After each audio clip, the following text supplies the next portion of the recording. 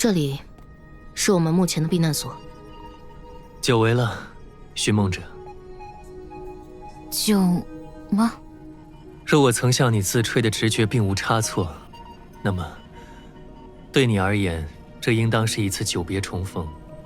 否则，恐怕难以解释这数小时内接连发生的异象与变数。抱歉。该道歉的是我。来日若需相助，在下定会全力以赴，以报今时之恩。有我亲口许下的诺言未及兑现，就又得假手你的力量。方才强调久别，也不过是我为了能让自己更加心安理得找来的借口。不，即便你不派杀符来接应，我本也打算找到你们。我回到这个山，回到廊丘，正是为了帮助你们对抗异象。坦白而言，你的话让我如释重负。实不相瞒，在沙弗莱发现你的踪迹前，我几乎陷于绝望。那你倒是藏得挺好。那是应做的。恐慌只会催生更多的恐慌。既然以代为处理此剑，即使用上虚焰，我也应该斩断传染，否则也有辱他的名号。等等，你的意思是？很遗憾，自那怪物从影坛中诞生以来，廊丘就沦为了死地，就连此地的主仆也没能幸免于难。怎么会这样？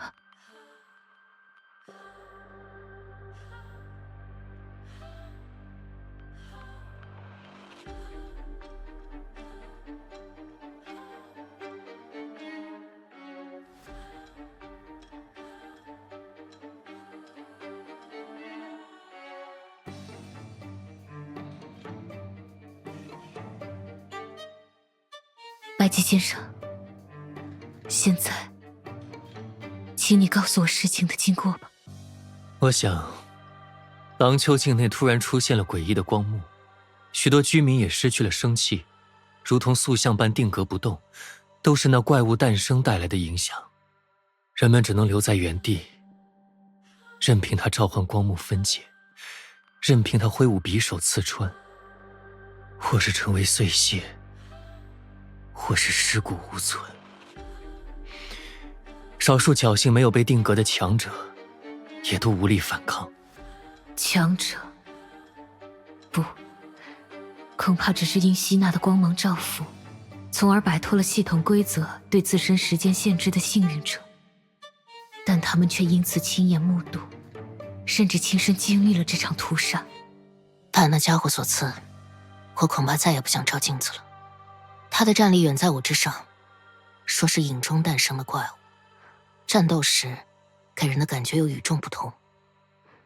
我只能且战且退，在街上巡视，配合白吉将还能动的人带回这里躲避。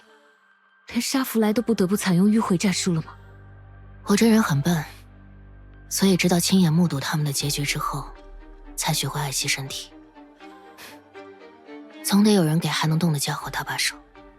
瑟利姆，还有宋雀，他们试图阻止怪物对被定身的人下杀手。那时，我也未料到敌人如此强大，几乎只要通过触碰，就能将一个活生生的人瞬间斩杀。所以，这里不仅有光幕，甚至还有统御光幕的人。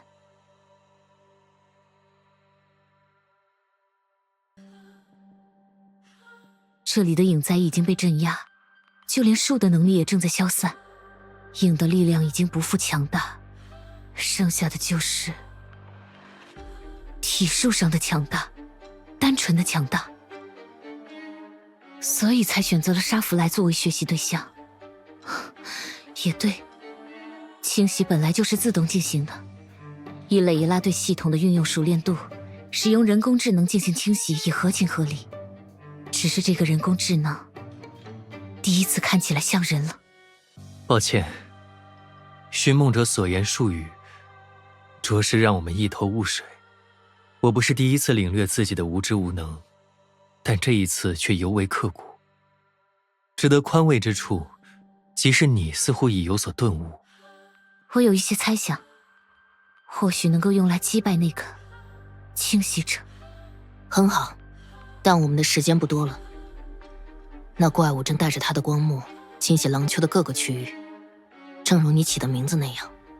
他找到回廊来只是时间问题，我们的人手也不够了。之前那些参与实数战争的选手也扛不了他一刀。不需要太多人手就有办法验证，但我们确实得抓紧时间。白姬先生，你的虚验奇迹现在还能施展几成？你需要什么，在下就会努力做到什么，哪怕赌上这条命。每个人的性命都很重要，而我只是想让你帮我完成一次针对清洗者的测试，在我们合力围杀他之前。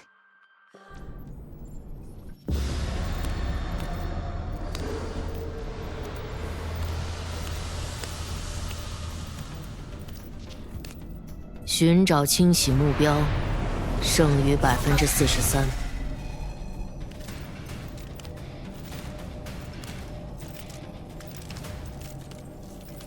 出现，清洗，目标丢失，与预期不符。出现，清洗。出现，清洗。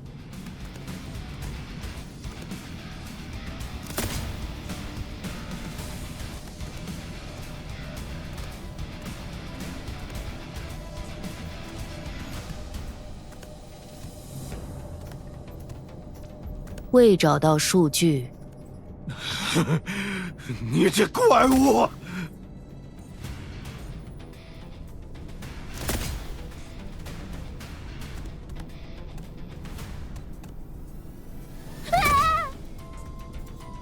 出现新目标，威胁等级。威胁？咱可没什么威胁。威胁等级上升，清洗。谁准你洗了？瑟雷姆！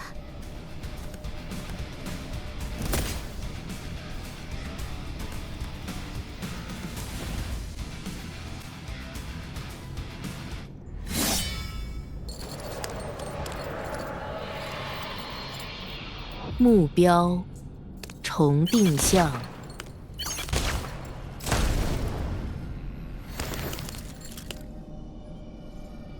清洗时间到头了，怪物逃不了的，按计划进行。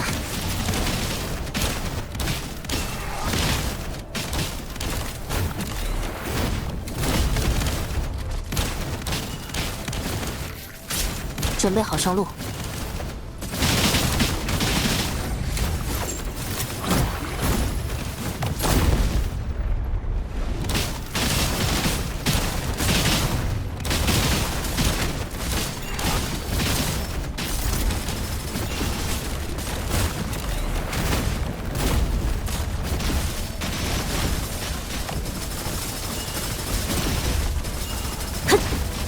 少给我盯着那张脸耍帅！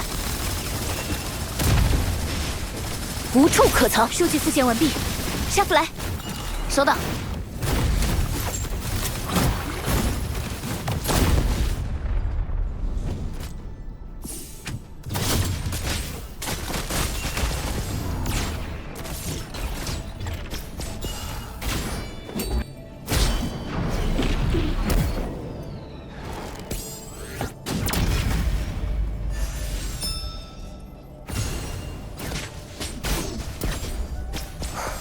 好吧，现在该道别了。没完没了，再坚持一下。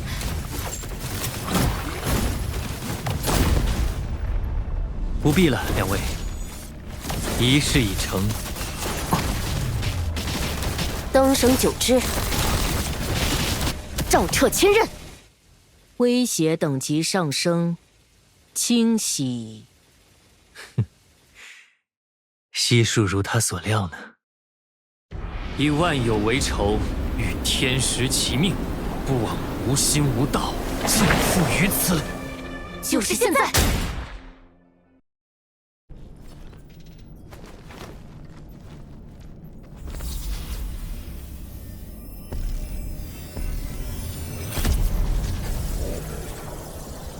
那些光点是……如果直觉没错，他们一定属于因清洗而死的人们。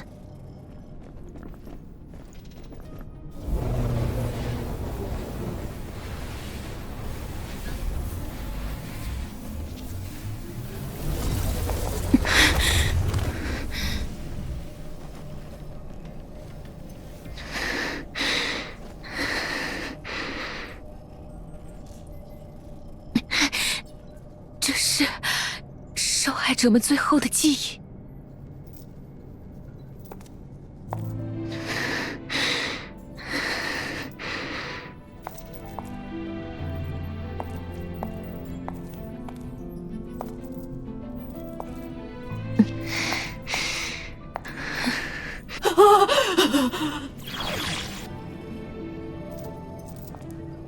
发生什么事了？别过来！救命啊！我的手没有了。是他们！给我退下！苏雀，我还没有证明。所以，在被清洗的瞬间，他们摆脱了定格，并亲眼看见了自己是如何死去的。要是让光点就此散去，才会让他们迎来真正的死亡吧。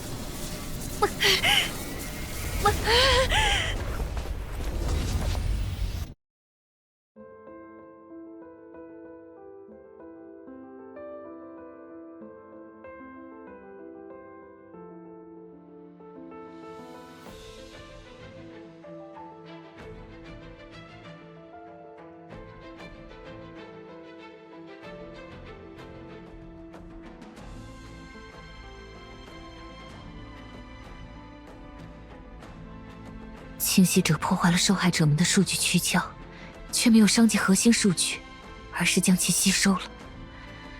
这样的话，难道先前被光幕吞噬的人也……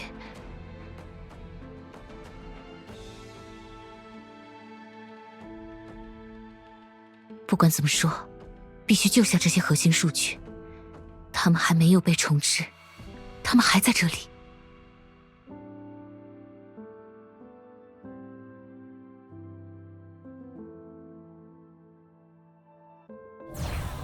绝对可以，一定可以。此时此刻，只有我能做到这件事。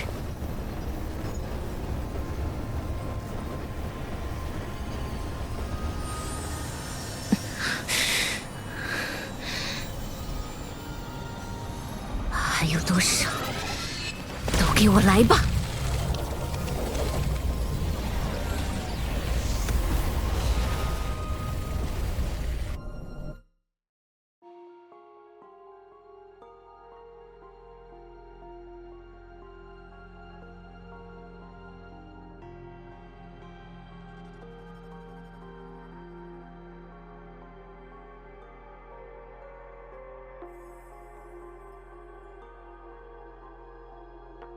你还好吗？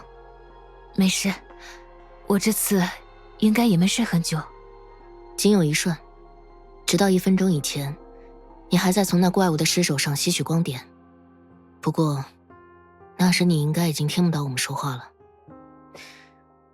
我搬完白洁又搬你，好在你俩都没让我多费心。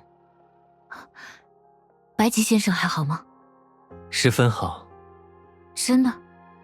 计划之初，我就是弃子，当然是我自愿为之。中盘时，弃子尚能立于盘上，夫复何求？没想到那家伙真的那么死脑筋，不会是随我吧？也难说。幸好磊耶拉留下的人工智能不算很聪明，靠白吉先生的虚验制造假身，我们在他刚走进回廊的时候就能锁定他的行动逻辑。必须优先清除威胁度最高的目标，所以那时白吉先生突然出手，才会让他在与我们鏖战时不得不重新评估威胁度，而我和沙弗莱也因此得到了一击制敌的机会。只要能解决大敌，在下万死难辞。我必须感谢你的计划，寻梦者，但看你的样子，感谢之言已经无足轻重了。请你直言，我们还能为你接下来的行动提供什么帮助吧？的确，这个善区的危机还没有完全了结，我不能保证会不会再从影坛中走出一个新的清洗者。当务之急，还是得在这里也打下影钉。不过白吉先生，你现在真的没有在硬撑吗？这是幸存者应尽的义务，谈何硬撑？更何况我的情况绝不是这里最糟糕的那个。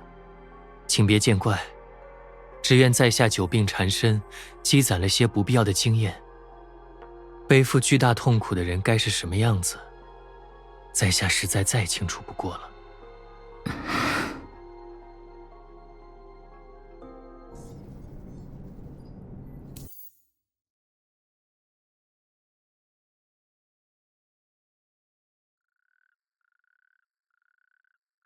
又回到这里了。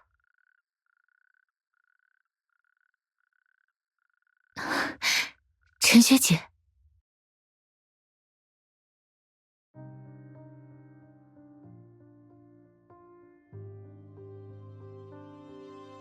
在欧夏过着普通的学生生活，为游云老师和陈学姐的课题发愁，总感觉已经是很遥远、很遥远的过去了。但那真的只是几个月前。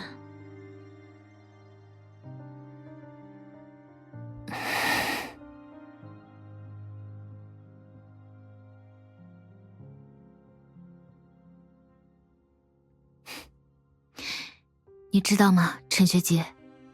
瑞木躲过了这场清洗，只有狼丘遭遇了那个怪物。虽然沙弗莱自己也说是怪物，但总感觉这么叫有点不礼貌。总之，瑞木暂时很安全。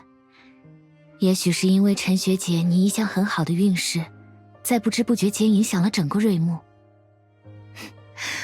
拜此所赐，德丽莎的数据我也已经顺利回收了。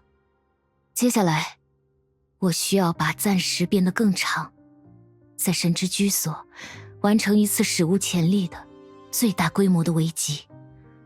我要收集的恐惧，自然是定格发生时尚未在瑞木完全消却的恐惧，而危机的目标是整座神之居所。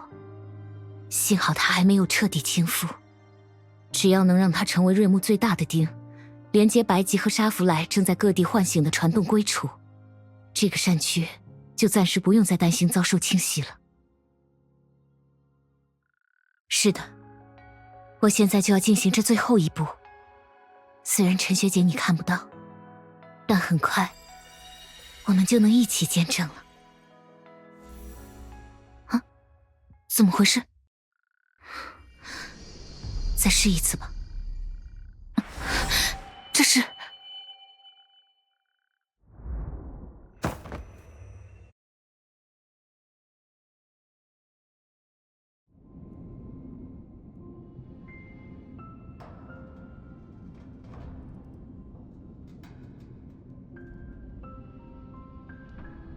瑟拉，是你吗？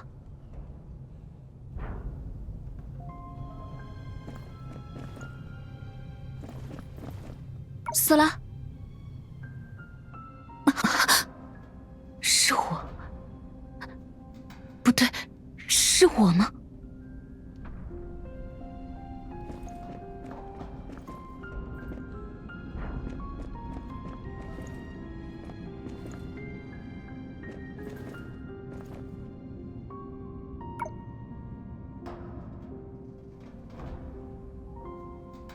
好温暖，好明亮。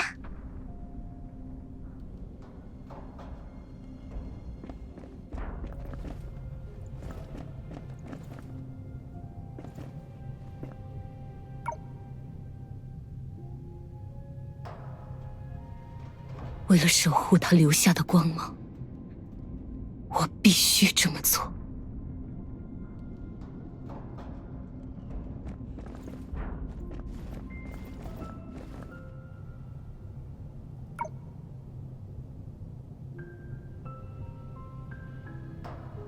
即便是我，也有可能点亮自己的光芒。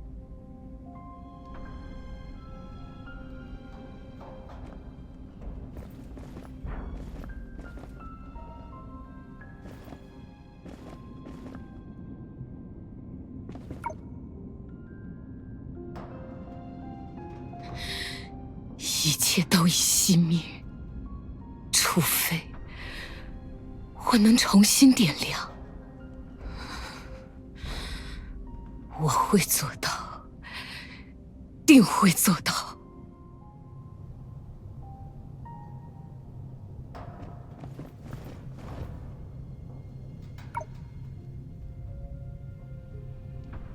那就是光。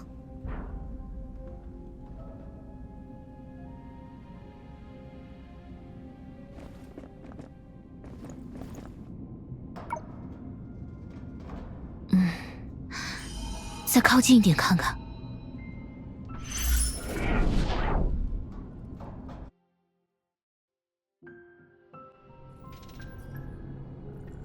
但依然是高塔。对了，阿杰塔好像说过，高塔和图书馆之间存在沟通彼此的通道。有人发现我了。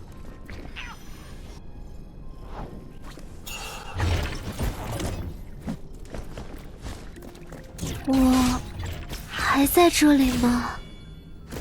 我还能回到这里吗？这些怪物来自我所保存的核心数据。我们只活在一个神区所揉绕的世界里，所以我们是连续的生命吗？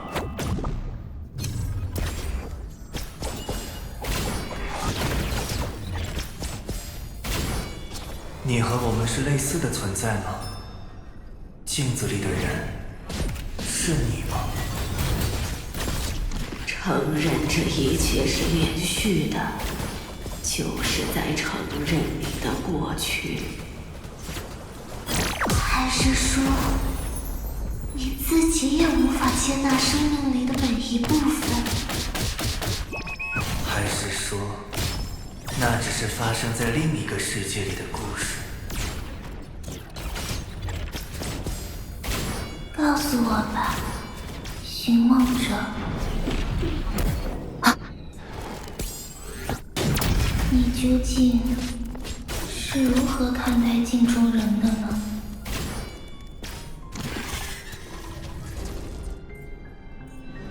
寻玉手记为什么会在这里？他现在还不能还给你。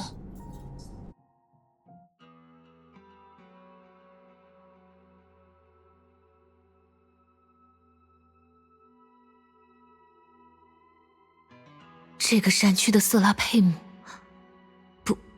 不对，你真的是这里的，不，你真的是瑟拉佩姆吗？向你致歉，寻梦者。我也觉得用这种方式作为开场很不合适，但我有这样做的必要。你是指那些怪物？我只是放大了你心中的恐惧，就像我一直以来做的那样。比起改变什么，我更擅长维持。你一直在观察我吗？我们之前见过吗？见过。你已经见过很多个我，很多个瑟拉佩姆了。这么说，你也很清楚关于系统、善区的情况。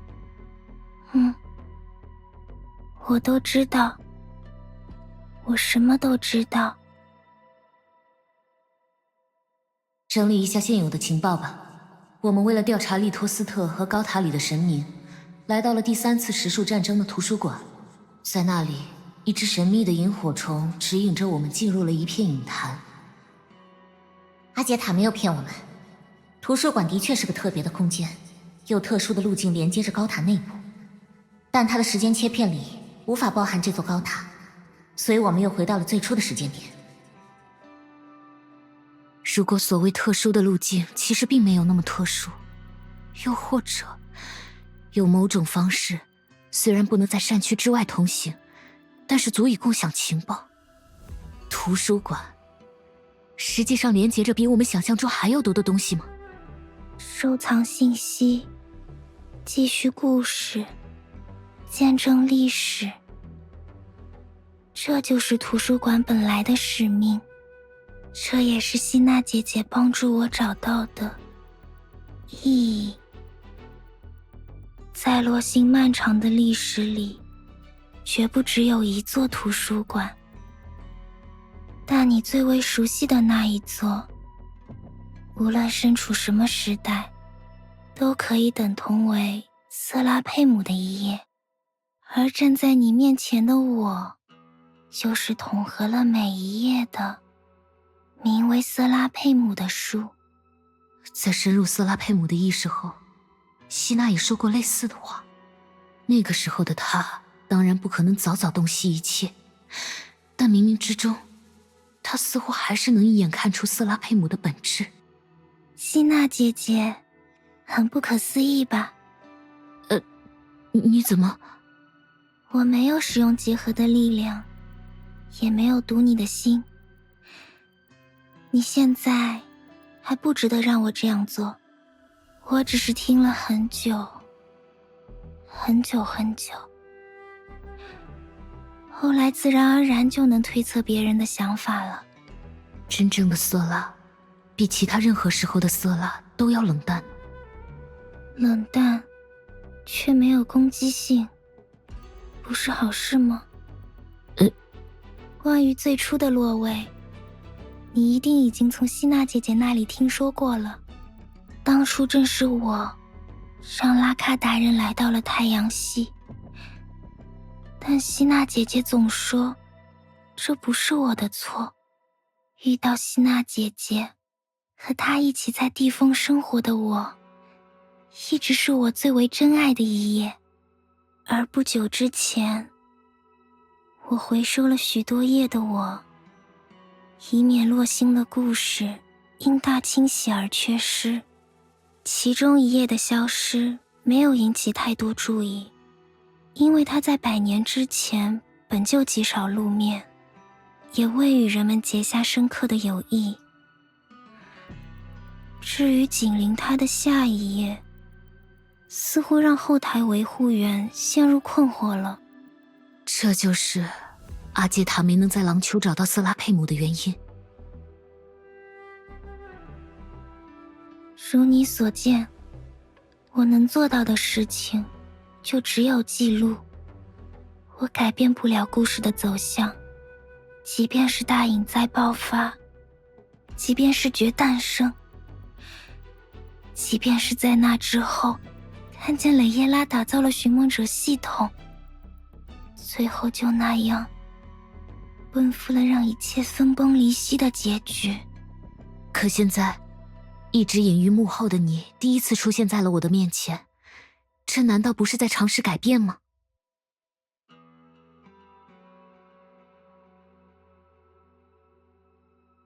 我不喜欢洛星现在的道路，尤其是让希娜姐姐不开心的部分。可我也不知道寻梦者的道路会通向哪里，所以你才会赶在结局之前亲眼确认它可能会有的走向。斯拉，你无需为那些不该由你负责的事情纠结。说实话，即使得知你存在了11年，我也不觉得你就需要有多么强大。我更觉得，在迷惘和不安中度过了11年的人，很需要安慰。那么，既然你不打算干涉我的行动，不如把我的寻玉手记还给我吧。不好意思，寻梦者，图书外界需要许可证，在确认你确实有资格拿回它之前，它还是由我保管更妥当。不过，我可以为你提供另一种选择。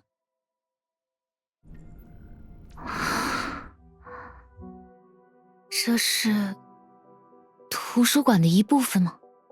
镜子后有寻梦者想知道的一切答案。想要知道答案，就要放弃你现在所行走的道路。谢谢，但我不需要。寻梦者，你觉得重置意味着什么呢？是毁灭。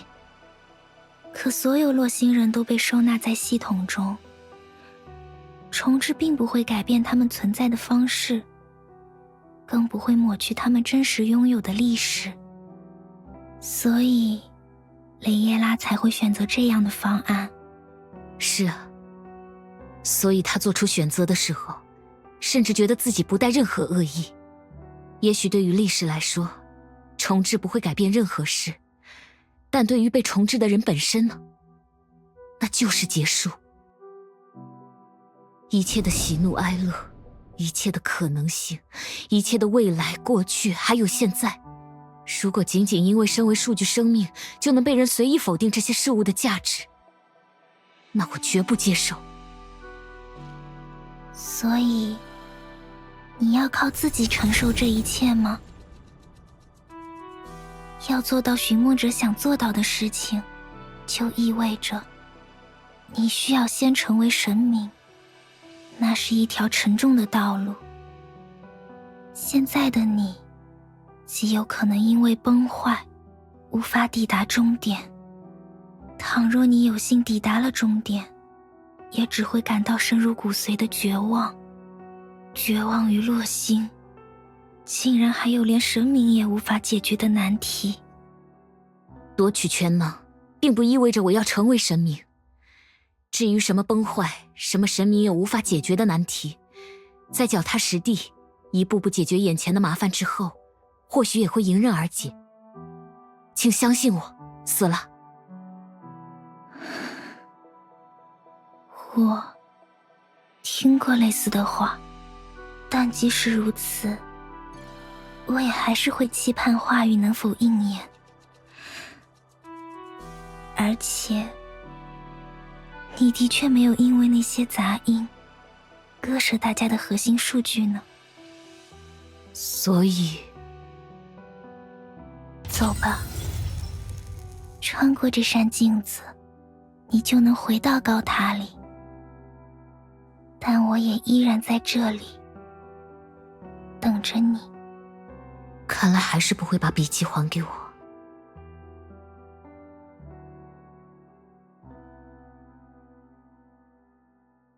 没关系，那你就好好看着我吧。死了，我会写下一个让你也能从中感受到美好的故事。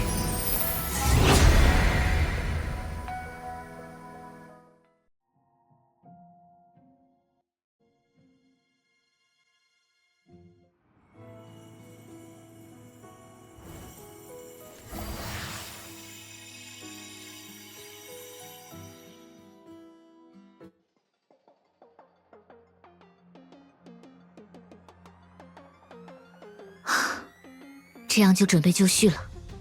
天元之人，还有地球的大主教，他们的数据强度毋庸置疑，但没想到融入光芒的过程也如此顺利。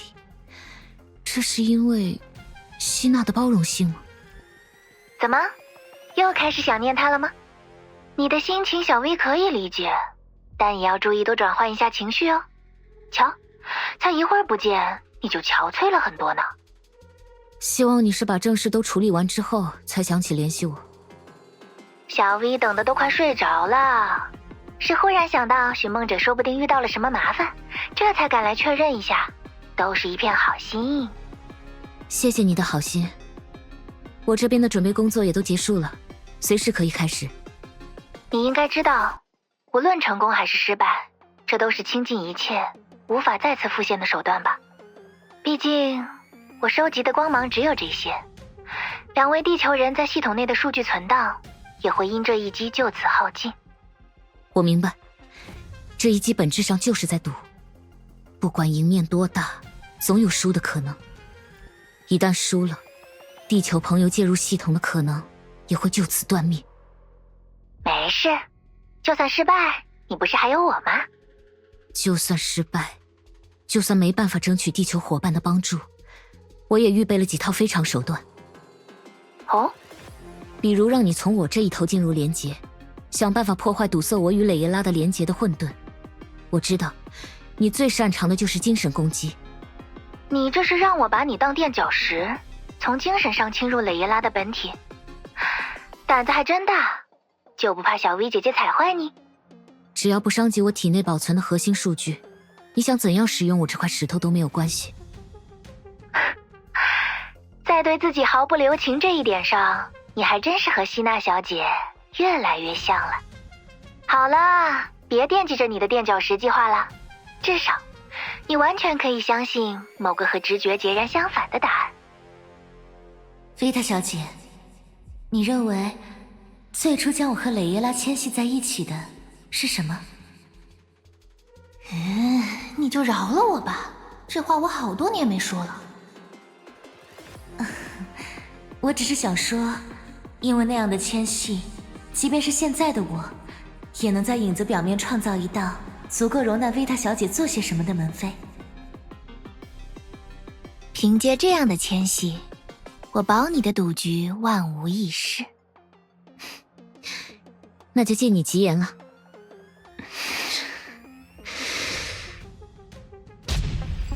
押上这份赌注，赢取我们的未来吧。好妹妹说的没错，掀翻牌桌的感觉真好。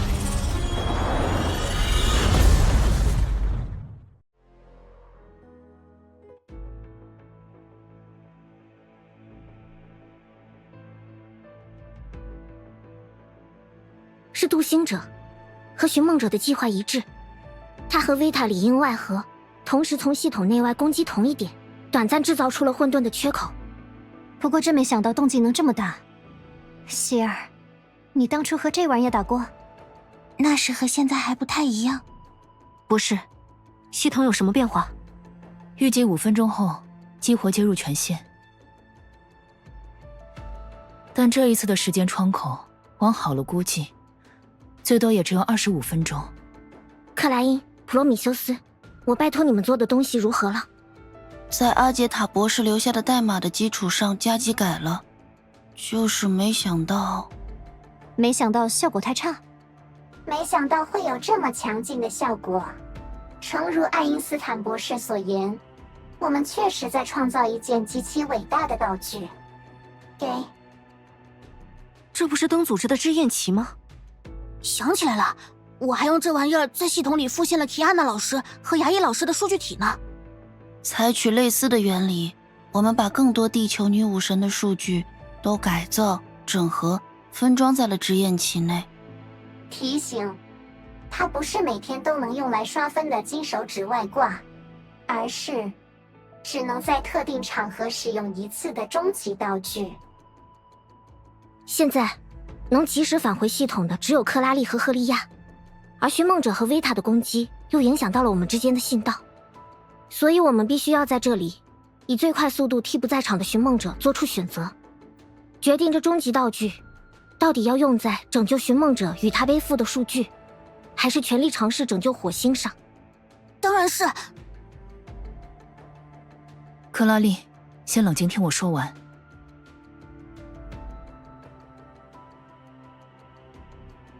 根据刚刚更新的数据来看，寻梦者的数据密度已经达到了它作为独一的数据生命所能负载的极限。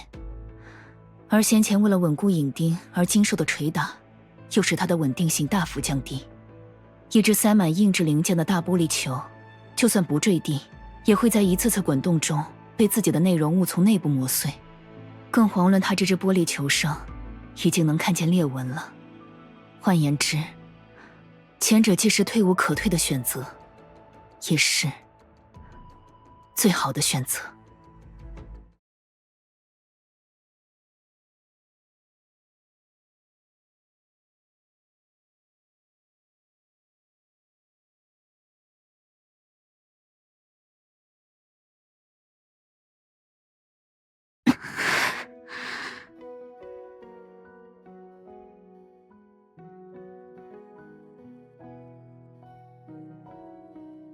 如果现在放弃拯救火星，无异于承认有些生命可以被放弃。克雷耶拉不就是认为除了希纳迪亚之外的数据生命都可以被放弃，才会引发大清洗吗？艾因，我明白风险，但前者并不会带来真正的拯救，只会让获救者在余生承受难以想象的心理折磨。不是，我和克拉丽都不希望做出令朋友失望的选择，更不想做出会让自己讨厌自己的选择。在我看来，女武神的每一次战斗，绝不是因为提前知晓了何谓最优解，是因为他们看见了需要保护的人，是因为他们相信明天的故事不该是一个被筛子滤过，只剩下少数人才能拥有的珍宝。倘若我们手中的终极道具只能使用一次，那请允许我们将它带入最不知足的道路，然后为世界上所有的美好而战。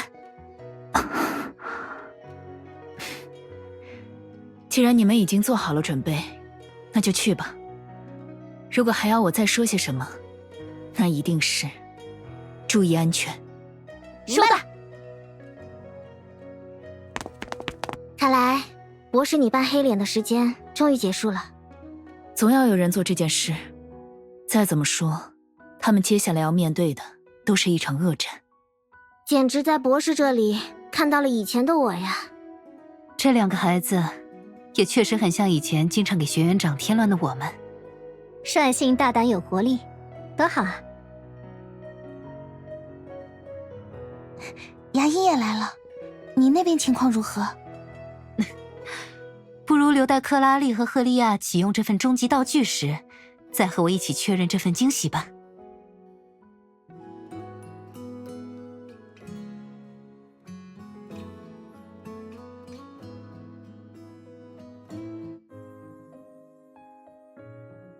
并且如法重逢的快乐。抱歉，没来得及征求你的同意，就给你来了个大的抱抱。那从现在开始，你们也要随时小心我的反击。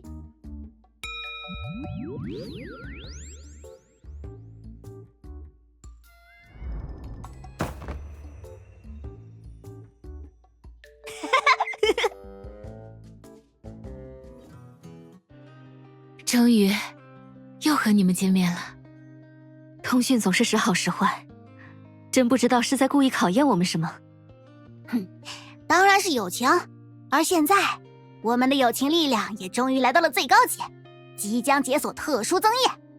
我们仨指定行。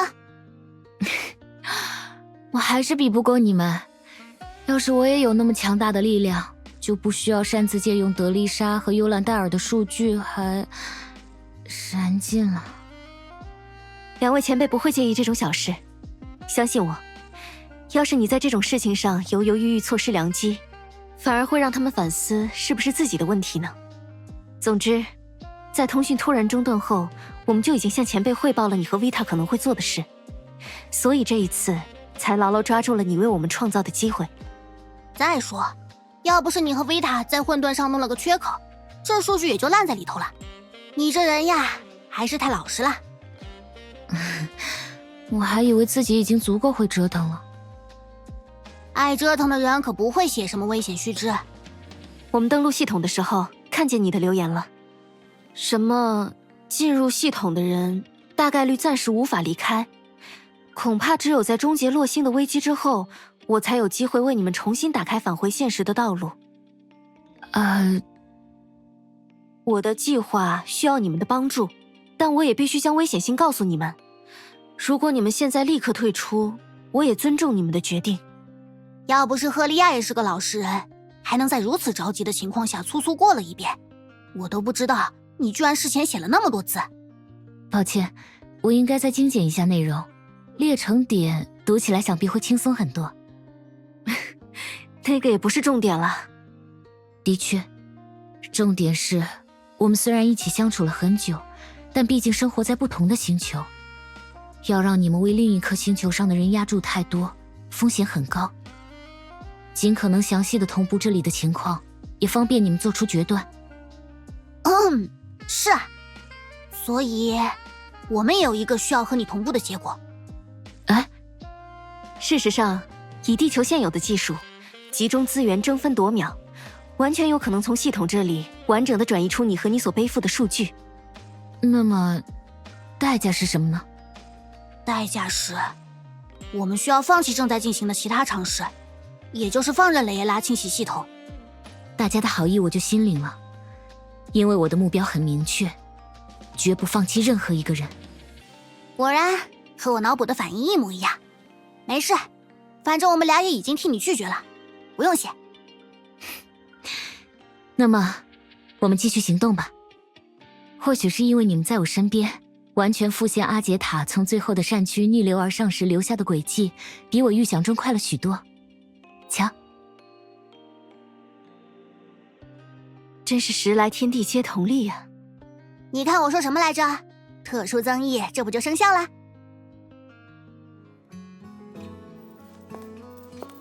特殊增益吗？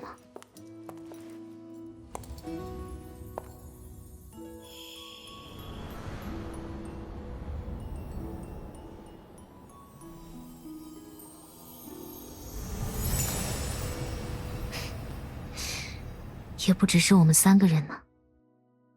我们都明白，下一个善区的灾情只会更严重，而这正是每一个选择都会改变无数人命运的真意。别害怕，无论发生什么事，我都会保护好你们的核心数据。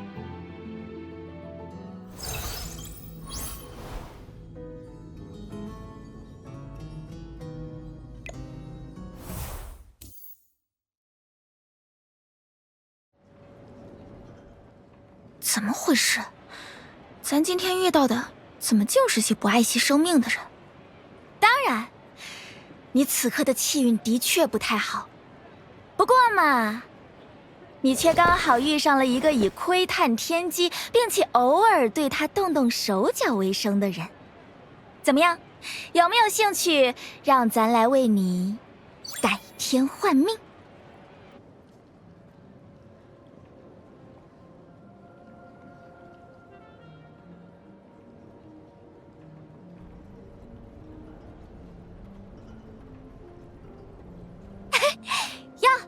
总算回来和咱吃席啦！松雀，廊丘和欧夏有没有发生什么异变？有，但都被咱摆平啦。咱知道你很急很急，但先别急嘛，且听咱慢慢说来。好歹咱也是再造法神，类似于你们说的什么绿者，哎，是这样说的吗？师傅他老人家也没讲清楚过。虽然不能平虚御风，一顿不吃也还是饿得慌，但至少咱趋吉避凶、察言观色的本领还是强了不少。不久前的异变里，咱也是第一个醒过来的，而且马上就看见了那亮闪闪的东西。那是希娜的光吗？希娜，她现在好像不在这儿呢，是在忙别的事吗？有机会咱可要当面感谢她。她的光是好东西，咱想着要是能把它传给更多的人，是不是就能解决异变啦？于是就将光和咱的力量注入了欧夏和廊丘的2尊矛里头。总之，这招奏效了，大家摆脱了不能动的状态，连朝廊丘和欧夏行来的幕布似的诡异之物也因此停了下来，哼哼，咱还顺手收拾了好几只能弄出类似玩意儿的大家伙。在我们来之前，这里居然有好几只侵袭者。最难的一关，因为松雀出手，现在反而不太需要我们操心了。呼，这就是被带飞的感觉。这算是举手之劳。嘿嘿，总之，师傅他老人家也留在欧夏支援了，别担心。哦，你的老师和学姐也托咱给你带了话哦。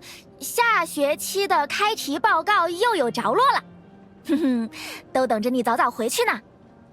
谢谢你，松雀，还好有你在。嗨，咱们都什么关系了？这么客气干嘛？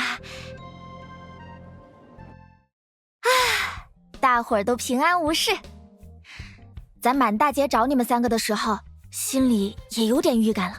现在看来，咱又算中了一卦。3位看起来都和之前大不一样啦。赫利亚和克拉丽简直是脱胎换骨。寻梦者嘛，咱希望你可以悠着点。脱胎换骨是好，但也不是什么轻松的事。不必多言，咱只要看见你们还是你们，就心满意足啦。以松雀的视角来看，亟待说明的事项未免过多。好在他还是那么机敏、聪慧、善解人意。说起来，你们知道该怎么彻底解决异变吗？毕竟那幕布氏的诡异之物还在，只是被暂时压制了而已。这事儿说来难，但本质上只需要搞出异变的神明就好。不会是100年前那一位吧？他要是醒了，咱怎么会感觉不到？如果他没醒，又为什么会出现这样的事？事情果然不会如预期那样顺利呢。我这边是第一次隐约感觉到了蕾耶拉本体的存在，但感觉最多证明我们与他的距离变近了，却没有明确的指向，无法指引我们继续接近他。啊，那岂不是没招啦？我还有2个方案可以尝试，其中之一是最终方案。他对我稍有点损害，倘若之后的尝试还是失败，再用他也不迟。总之，既然郎丘在时空上如此接近系统启动的时刻，尽可能凑齐那时仍然存在的关键人物，想办法还原真实历史情境，总归是对接近蕾耶拉的本体有益。接下来，我想找到和神明最为熟悉的阿杰塔，而他最后的行踪也在这里。他是七术经历的见证者，又是寻梦者系统的缔造者。很显然，他就是串联2段历史，接近蕾耶拉的钥匙。从刚才开始，咱就听不懂你们的专有名词了。不过咱平时给人算命时，在人家听来也差不多是这个调性。职业习惯咱理解，只是咱们之前不是一起发现了塔仪的遗体吗？真正的阿杰塔和善去之间的联系，这该怎么解释呢？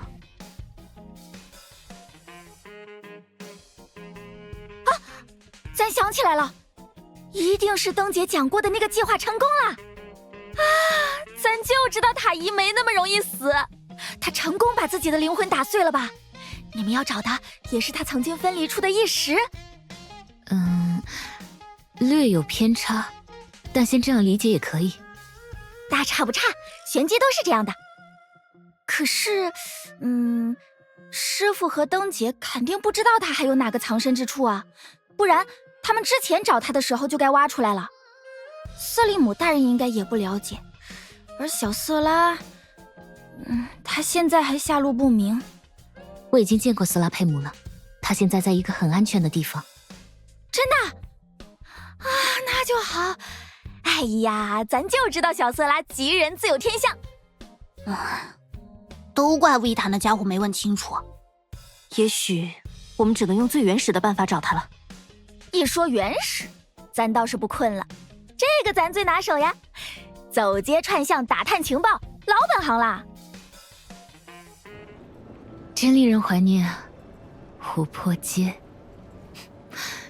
看起来变化也不大，嘿嘿，这不是有咱罩着的吗？松雀大师，商户都已经听您的吩咐疏散了。好，让大家伙放宽心，也别太紧张。不就是个异变吗？咱们把无相之相都解决了，他算个啥？等他过去了，咱们照样开开心心做生意。有您这话，谁还能不放100个心呢？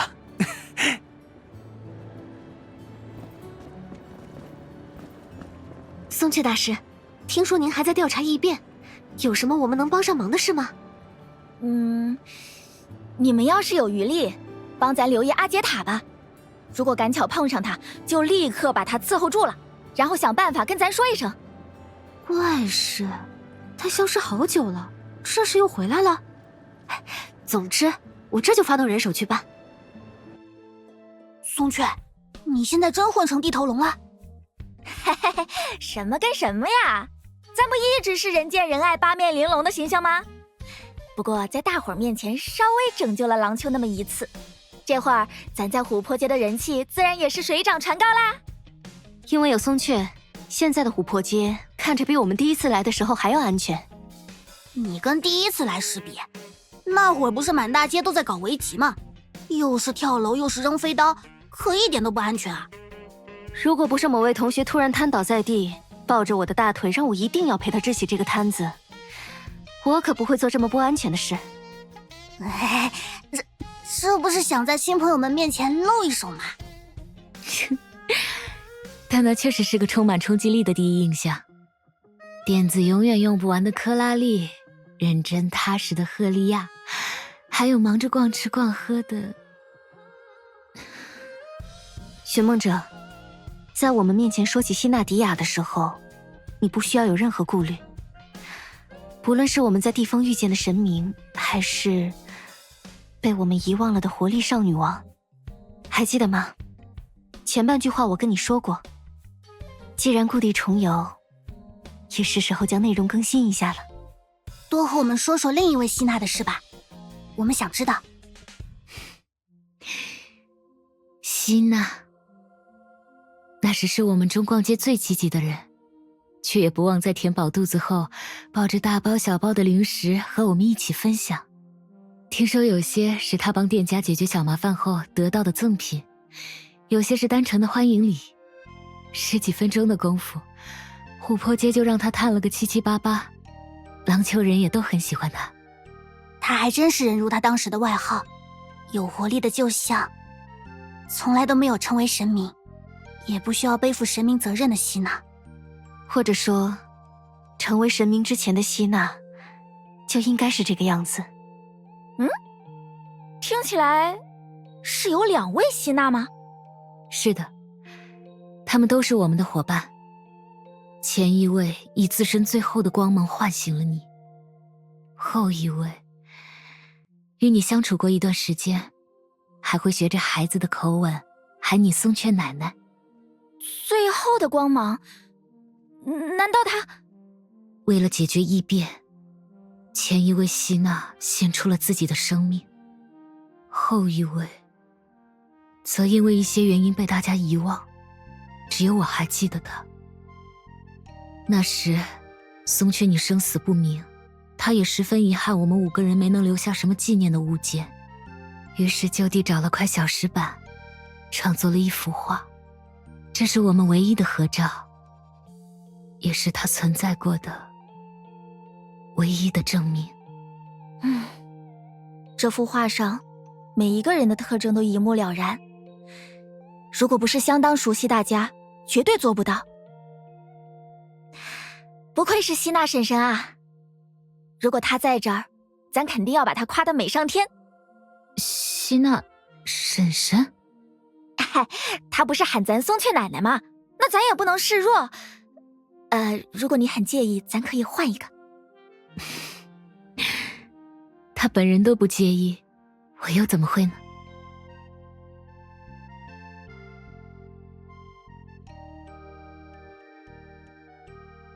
事情还是一件一件来吧，我们得先找到阿杰塔，再找蕾伊拉。所以，你们就打算这么硬找人？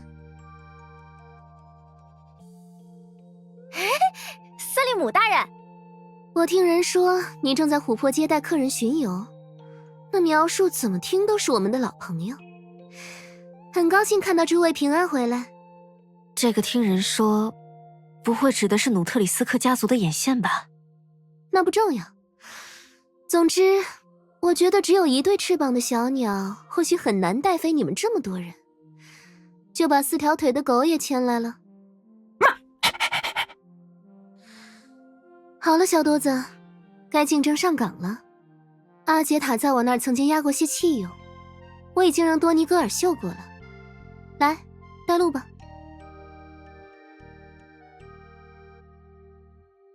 怎么，来向只有一对翅膀的小鸟示威吗？瑟利姆手中的汽油，气味和阿杰塔不一定完全一致，但一定有相似之处。所以多尼戈尔先从瑟利姆和松雀身上嗅出了问题，因为他刚刚修复过2人的身体。也好，这样气味就更可靠了。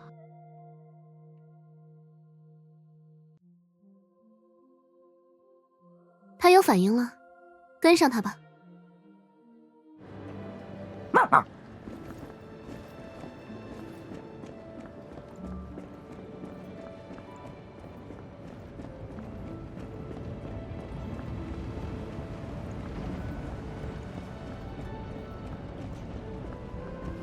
多尼戈尔，是这里吗？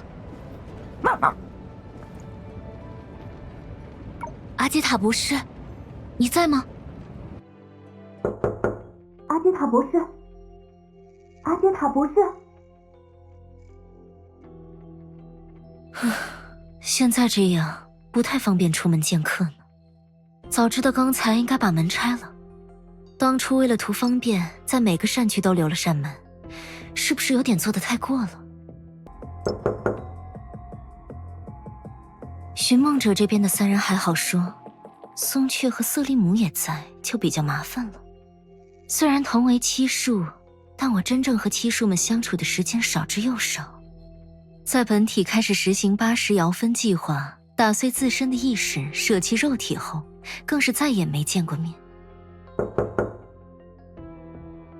除了我这留在棱丘的意识，本体留下我是想着防备其余7师回不来的特殊情况出现，结果反而让我接下了开发寻梦者系统这棘手的单子。7术算是被我坑了，要不是我，他们也不会踏入这无穷的轮回里。问心有愧的贱人，压力真大呀！一旦没有及时抽身，还有可能被暂时不在这里的那个女人盯上。哼，换人敲门了。松雀应该没这么大劲，瑟利姆要保持优雅，那这是……阿杰塔，我再给你3秒。哈，到头来还是他。1、2、3。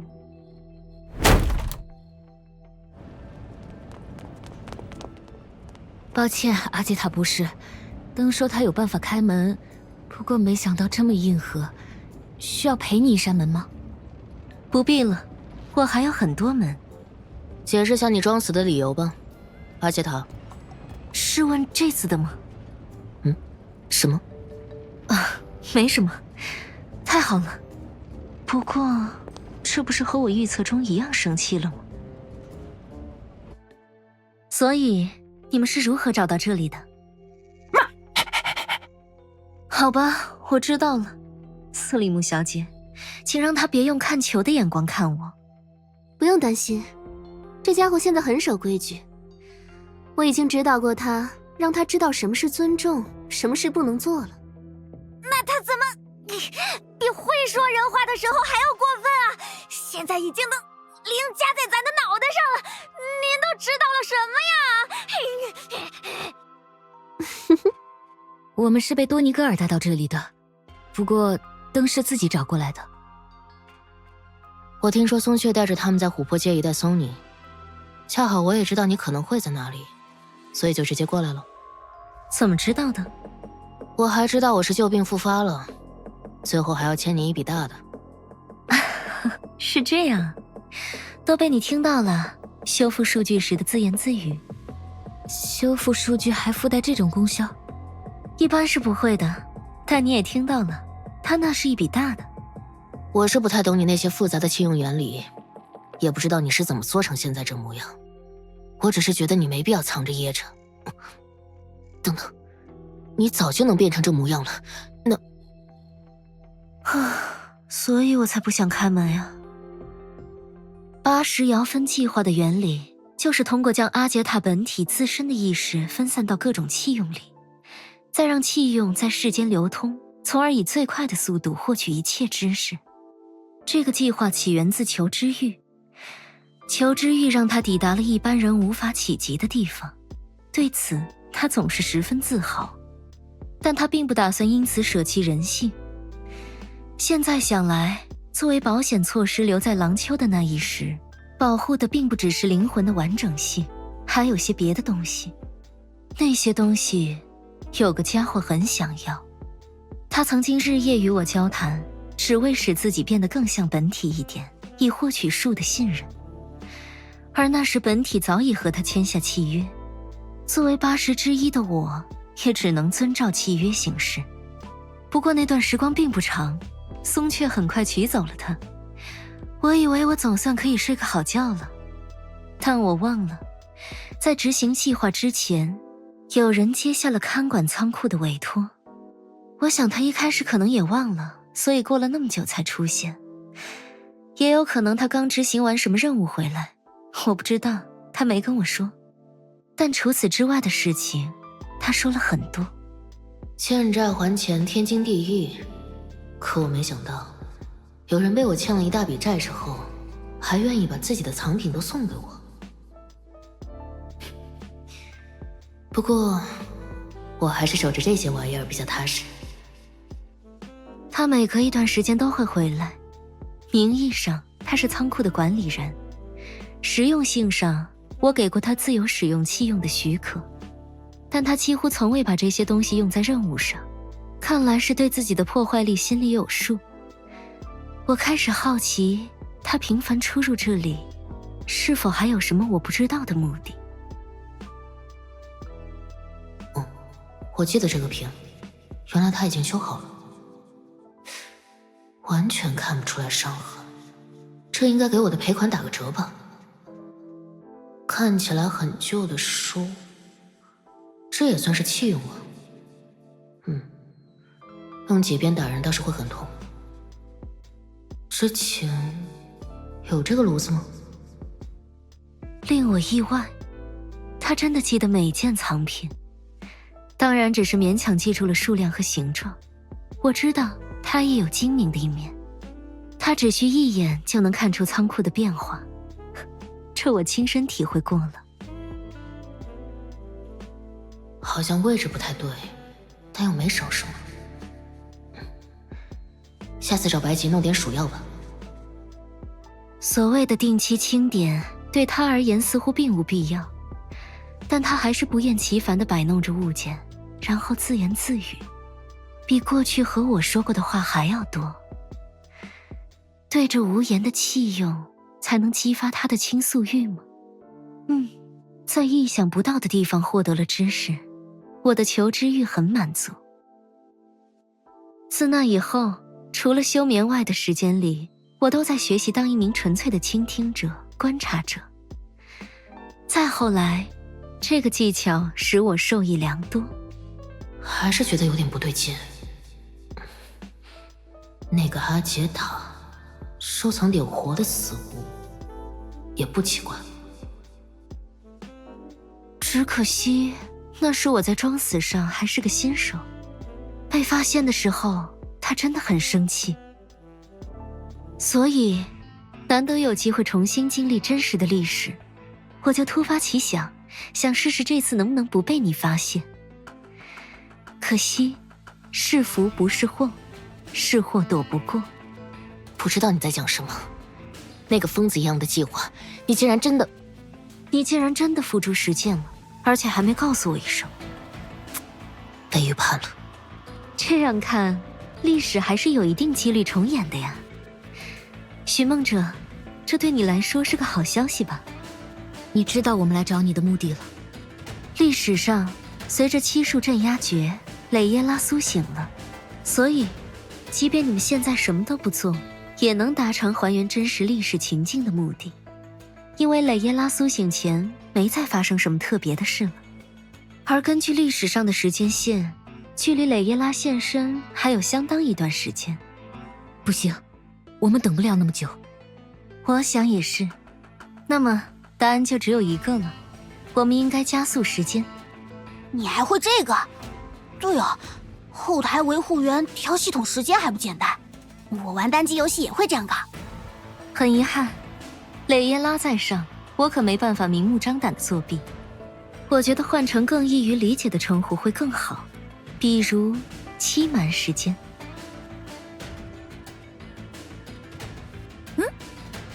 咱方法很简单，我们需要在更短的时间里抵达最后的善区的未来，但那不是现在所能抵达的未来，而是原本历史上应有的未来。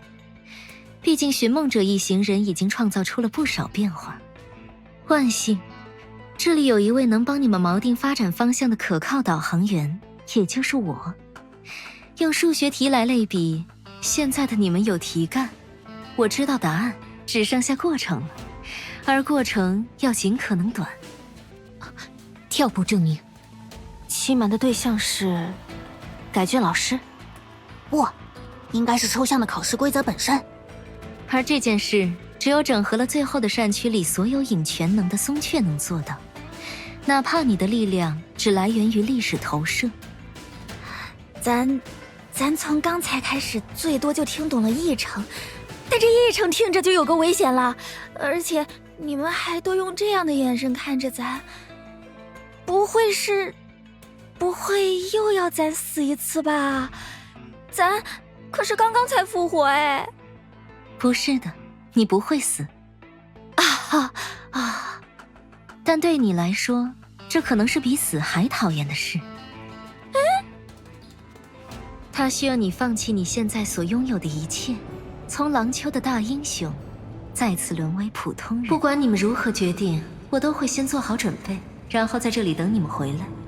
考虑一下吧。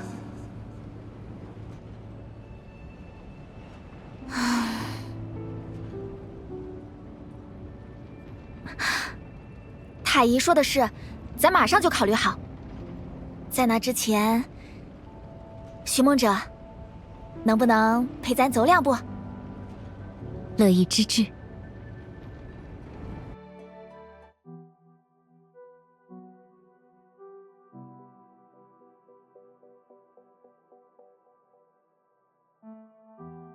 松雀，别急，寻梦者，就快到了。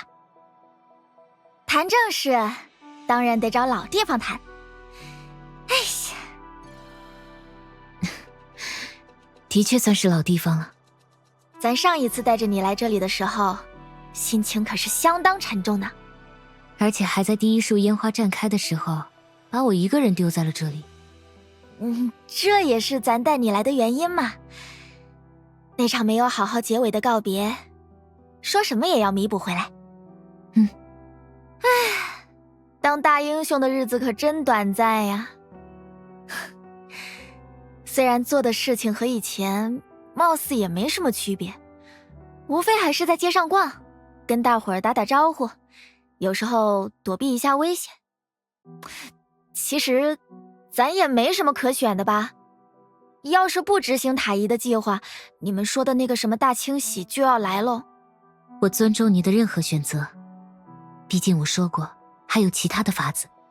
可那也是你没有选择后才能选择的最终方案呀。哎，好啦，就别在这种事情上纠结啦。反正你应该也见过咱不止一次的做出过类似的选择了吧？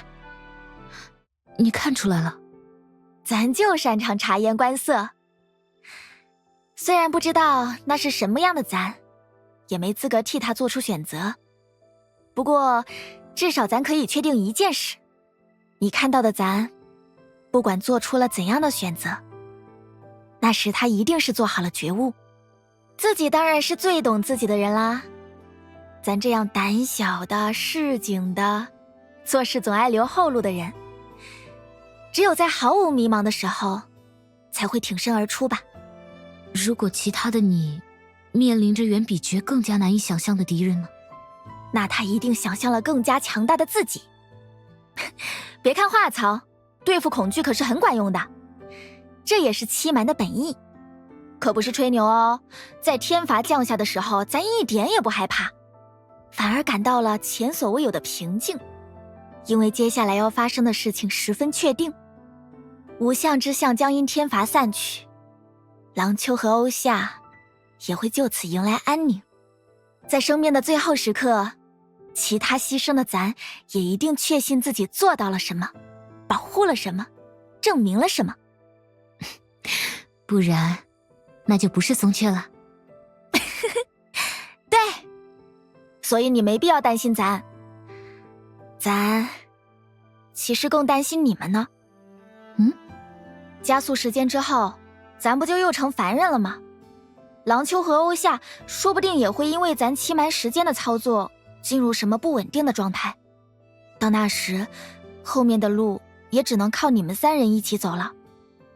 咱其实是相信故事总会有好结局的那种人，所以也明白，为了让这样的好结局不显得俗套，写书的人或是所谓天意，总喜欢加些诡谲的波折。可作为朋友，咱真是宁愿故事俗套，也不希望你们在这最后一段旅途里经历太折磨人的桥段。虽说没有付出就没有收获，但都到这一步了，轻松点也好吧。回到廊丘之后，我就时常在想，松雀果然才是最适合拯救洛星的人呐。和你相比，我也只是行动上更自由些罢了。可这份与生俱来的自由，不就是白之星想要去往大地，点亮千千万人的心愿的理由吗？更何况在帮助千千万人之前，你这颗白之星就已经点亮了一个人的天空呀。这就是你送我发卡的原因吗？你自己意会就好了，非要点名干嘛呀？一开始我还以为单独谈话是你想要我来鼓励鼓励你，结果完全是相反呢。哼哼，咱在接受非凡力量这方面也算你的小前辈嘛。你在想什么，咱还能不知道？就如你猜的那样，我的确已经为自己想做的事做好承受任何必要代价的准备了。肉体的痛苦也好，精神的恐惧也罢，跟希娜所背负的一切相比，都算不得什么。她是带着怎样的觉悟离开避难所，又为了她的伙伴子民承担过怎样的劳苦。恐怕唯有背负雷耶拉的全能的那一刻，我才会完全理解。因为遇见了全能的重量，所以你才会做出由自己背负的决定吗？洛星的未来一定是人的未来，我更想通过那份全能，成为一片既能容纳太阳也能承载星星的天空。直到某一日，人们发现所谓的天空不过是一面倒映着太阳与星星的镜子，唯一真实的从来都是他们自己的光芒。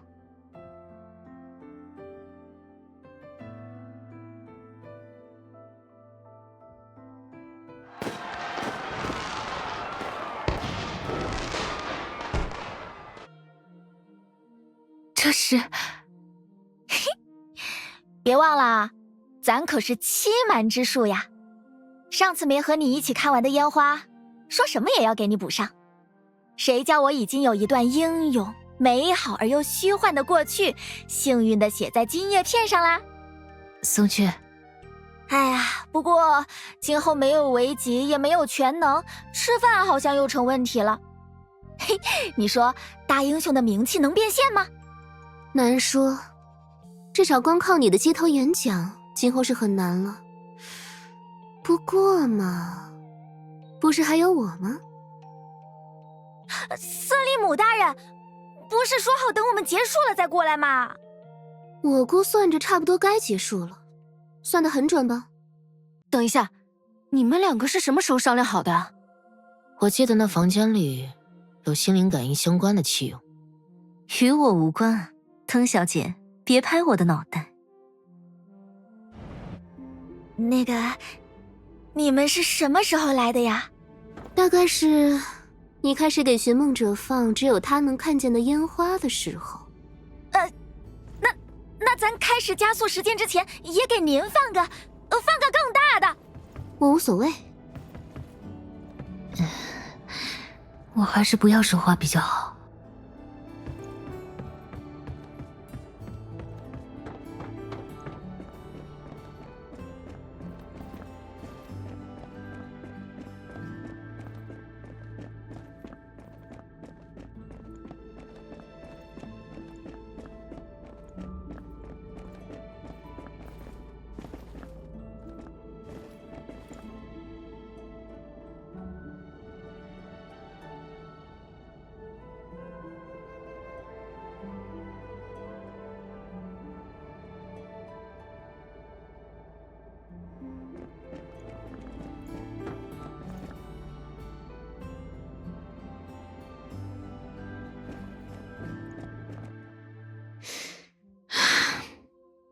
到了。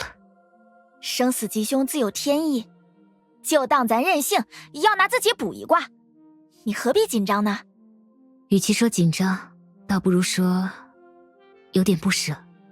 要是这样，我有个法子，或许有帮助。你这家伙什么时候变回人形的？刚才不还在我手里拎着？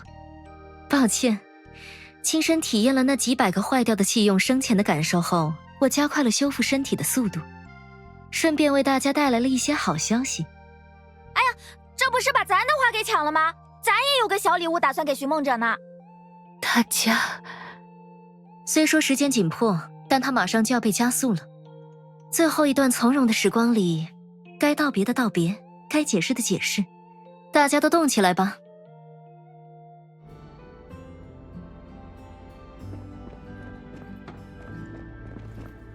你真的无所谓吗？在这无问之地，就不要再突然问这样的问题了。当然，在问我之前，你也可以先问问自己，问问那被你踹烂的门。我其实无所谓你有没有所谓，只是好奇而已。毕竟和你不一样，我确实有所谓。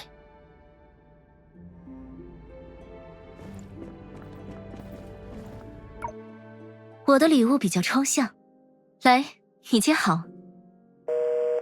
寻梦者，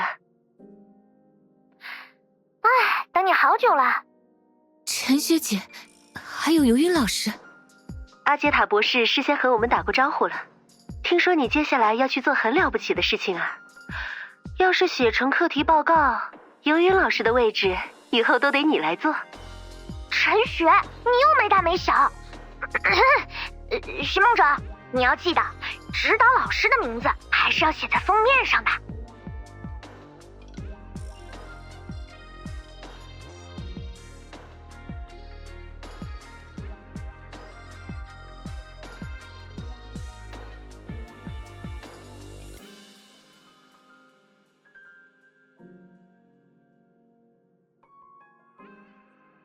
总之，好好干吧，表现得机灵点儿，别给博士添麻烦。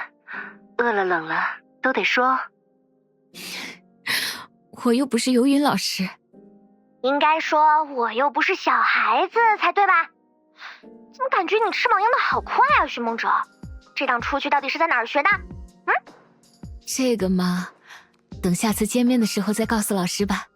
我会准备一份超长的报告，给陈学姐和游云老师看。真的？那我可得好好期待一下。我们就等你的好消息了。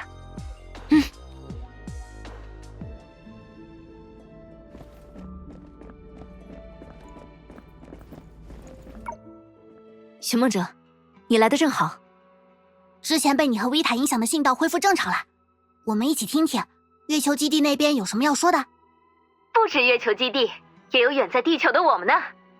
这个声音是素商前辈。久违了，克拉丽、赫利亚，还有初次见面，寻梦者。你好，叫我李素商就成。难得回一次天命，就撞上了这等大事，说什么我也要来凑个热闹。素商大人，不用离曹总台这么近，他们也能听见您的声音。丽塔老师，能听到你的声音真好。那听到这一位的声音呢？嗨，赫利亚、克拉丽、寻梦者，好久不见。3位天命 S 级女武神的声音同时响起，真好啊！笨蛋赫利亚，都被听到了。既然你们已经抵达了朗丘，那么下一站恐怕就会深入连月球基地也无法观测到的区域了。考虑到这一点，雅伊协助我们将地球的通信接入月球基地，又一道加入了系统。只是有点遗憾，只能让你们听见那边的声音。之前没来得及和大家说话，主要也是因为这件事。顺带一提，我们已经控制了月球基地出现的所有时空裂隙，但要使其彻底消失，恐怕还是需要解决火星的问题。这是我的责任，是我们大家的责任。可别忘了，我们都是一条船上的人呢。此时此刻，由你们来决定的是这艘船的航向。至于我们，也会尽全力为你们护航。克拉丽和赫利亚进入系统时带上的终极道具，正是德丽莎主教为此准备的。在必要的时候，还请你们大胆地使用它，不要有任何顾虑。我明白了，如有可能，我也希望这一次冒险能够让奇安娜醒来。别给自己太多压力，顺其自然就好。如果奇安娜在这里，一定会这么说。而我也相信，你们之间的对话不会来得太晚。放手干吧，搞坏了一起投简历。研发游戏的时候，我总是这么鼓励自己。虽然面临的问题还是那么严肃，但至少心理上会轻松一些。老实说，直到刚才，我还在尝试要怎么才能再给你们多烧些东西，让你们接下来的路好走一些。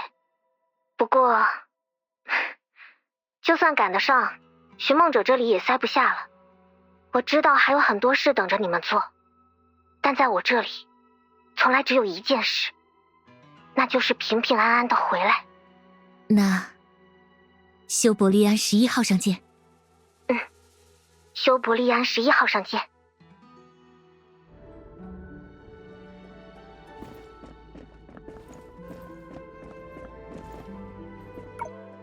寻梦者，其实咱还有一手要露，这会儿就不藏着啦。师傅他老人家名为虚焰之术，咱投在他名下，自然也该学2手。只是之前实在是学艺不精，好在最后关头总算派上了点用场。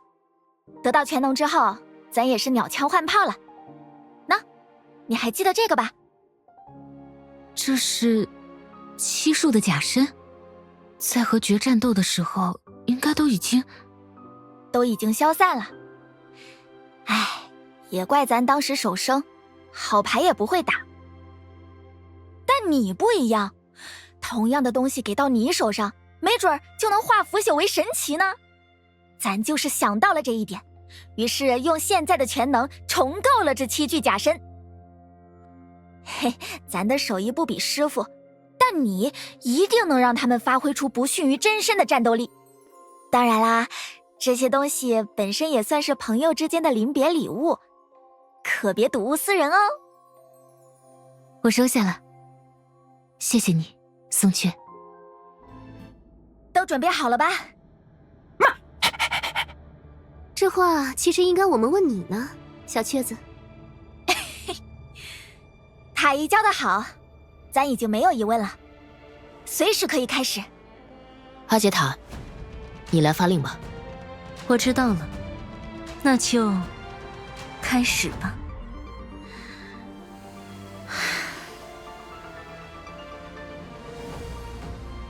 师父常说，万法归一。这次轮到咱瞒天过海了。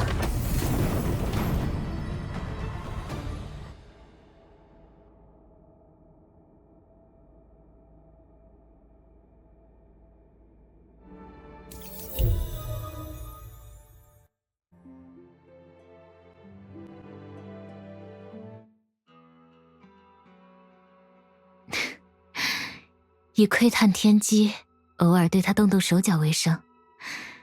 不愧是宗阙大师专属的金字招牌。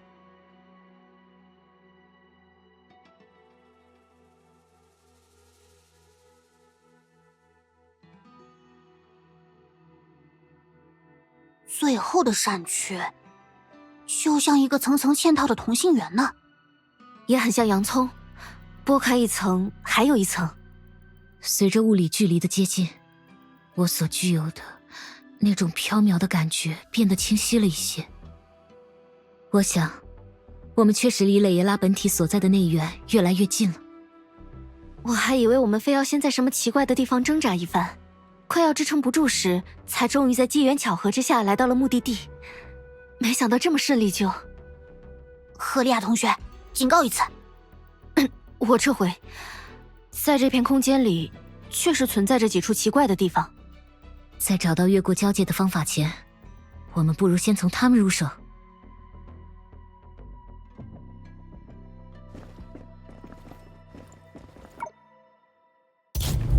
克拉里，情况如何？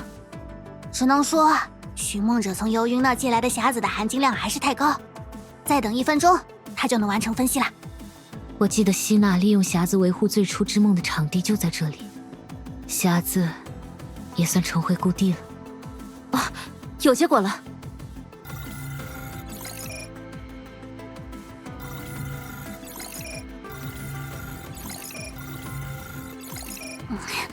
权限不够，只能看到这些。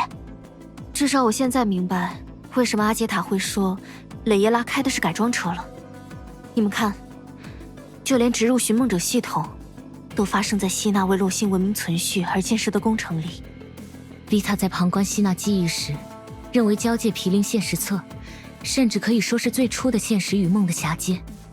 但现在看来，在希娜引导中渊之力对最初之梦的改造完成后，交界的空间位置也发生了根本性的逆转。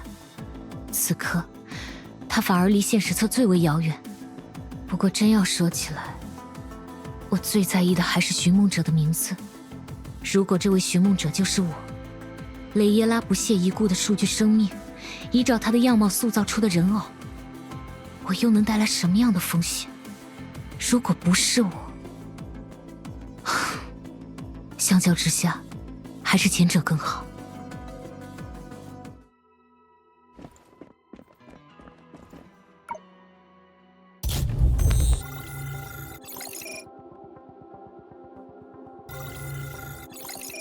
寻梦者系统居然不是一开始就奔着换回神明去的吗？我猜啊，说不定蕾耶拉在第一次输入演算目标时太过激动，没来得及多想就按下了确认键。在那之后，他又开始担心演算目标不准确影响结果，为此辗转反侧多日，最终浪费宝贵的重置机会，增加了完美之类的描述。怎么说的跟你就在他旁边一样？等等，你们看那边。虚数造物，他们怎么会出现在这里？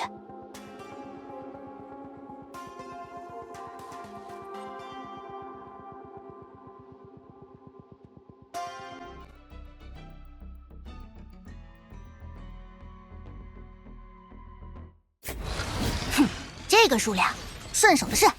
抱歉，我还在消化假身的力量。没关系，交给我们就好。各就各位，统统消失！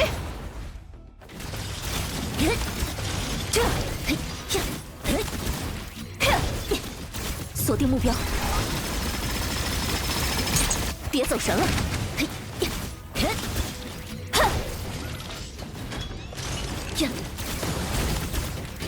倒计时，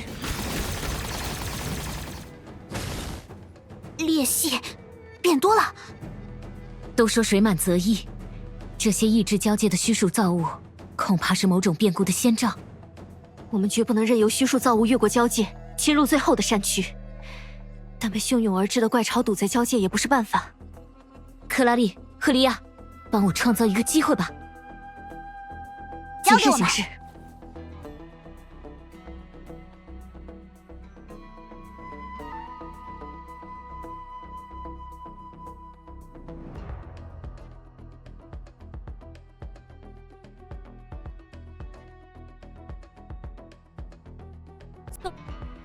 很好，寻梦者已经进入裂隙了。说咱们刚才使的那招，当时要是用在了火星探索选拔赛上，绝对惊艳全场。我们在领奖台上差点打起来的事，难道没有惊艳全场？哦，越严肃的场合越要说怪话的好习惯，赫利亚同学终于学会了。要面对鏖战，怪话可是必须给队友加上的 buff。太感动了！等这一仗打完，大魔王克拉丽女士就封你为魔王城第1骑士。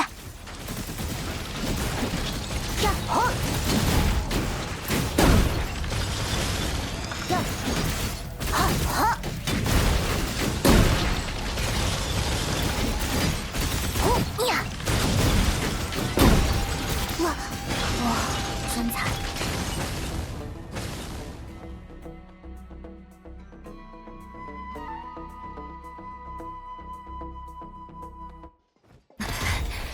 虽然我很想说只是热身的程度，但这一次实在久得过分了。至少后面我们只需要再花些赶路的力气。反正寻梦者肯定帮我们把路都开好了。走吧，追上他。